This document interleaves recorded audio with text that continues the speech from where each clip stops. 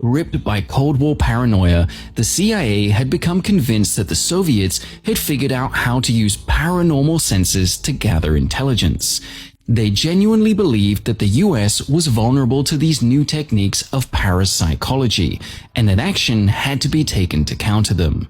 These techniques included psychokinesis, moving objects with the mind, out-of-body experiences, which allowed people to leave their bodies and move around, and remote viewing, which allowed people to see or sense things without any apparent physical way to do so.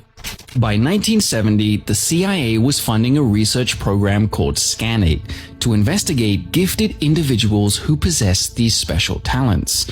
Surprisingly, these early experiments reported an accuracy rate of over 65% in many instances. There was enough perceived success to form a proper project, codenamed Gondola Wish, by 1977.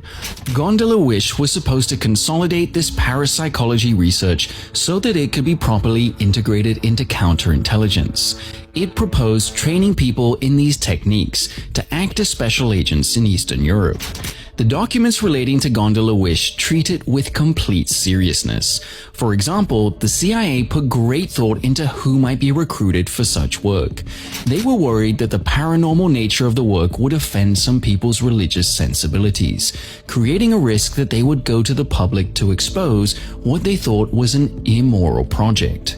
It is also apparent from the documents that were believed to be equally certain of the value of this research. Since Russia does not declassify things in the same manner as the US, we can't really know how far the Soviets really took these experiments. It's even possible that the Soviets were leading the CIA on a wild goose chase to rate their time. Such things were known to happen in the Cold War, but we can only speculate. Most remarkably, the projects reported some success. One individual, Patrick H. Price, was said to have been especially gifted, and experiments with him reportedly returned positive results. Another experiment with remote viewing correctly identified the crash site of a Soviet bomber in South Africa. Yet another one was able to describe the details of a new type of Soviet submarine, whose existence would not be known until months later. Unsurprisingly though, over time it was clear that the research was going nowhere. Most of the experiments with remote viewing and other methods failed. Luck, not supernatural ability, probably explains the perceived successes.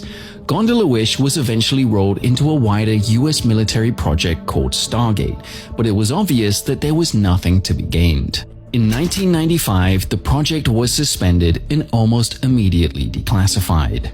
The CIA spent millions of dollars and several decades researching these strange techniques and had nothing to show for it.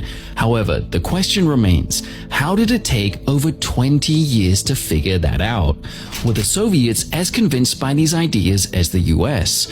Why would either side waste so many resources on something as crazy as this? No one really knows. Some people still believe that the CIA actually learned more than it let on. And while the public documents paint a picture of nonsense and failure, there might be more truth to these experiments than they're ready to admit.